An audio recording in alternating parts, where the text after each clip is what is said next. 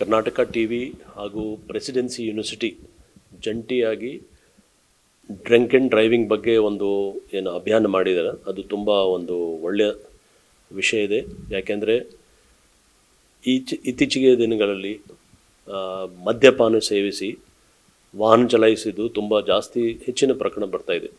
ನಮ್ಮ police, traffic police, law and order ಮತ್ತು crime police ಅವರು ಈ ವಿಷಯ ಬಗ್ಗೆ ತುಂಬ ಗಂಭೀರವಾಗಿ ಒಂದು ಗಮನಕ್ಕೆ ಇಟ್ಕೊಂಡು ಸಾಕಷ್ಟು ಕೇಸಸ್ ನಾವು ಮಾಡ್ತಾಯಿದ್ದೀವಿ.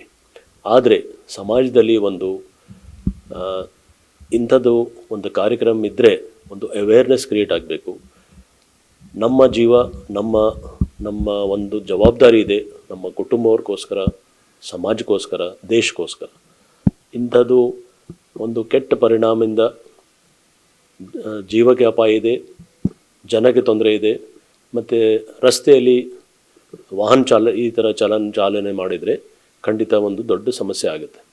ಸೊ ನಾವು ಅಪೀಲ್ ಮಾಡ್ತಾಯಿದ್ದೀವಿ ಎಲ್ಲರಿಗೆ, ಯಾವುದು ಕಂಡೀಷನಲ್ಲಿ ಮದ್ಯಪಾನ ಸೇವಿಸಿ ವಾಹನ ಚಲಾಯಿಸೋದು ಬೇಡ.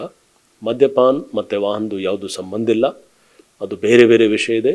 ಮದ್ಯಪಾನ ಮಾಡೋದು ಅದು ಕಾನೂನು ಪ್ರಕಾರ ಏನು ಮಾಡ್ತಾರೆ ಮಾಡಿಕೊಳ್ಳಿ, ಆದರೆ ಚಲಾಯಿಸುವಾಗ ಅವ್ರು ಡ್ರೈವರ್ ಯೂಸ್ ಮಾಡಿ, ಬೇರೆ ಚಾಲಕ ಯೂಸ್ ಮಾಡಿಕೊಂಡು ತಮ್ಮ ವಾಹನಕ್ಕೆ ದೂರ ಇಟ್ಕೊಂಡು ಇಂಥದ್ದು ವಿಷಯದಲ್ಲಿ ಶಾಮೀಲಾಗ್ಬೋದು. ಧನ್ಯವಾದ.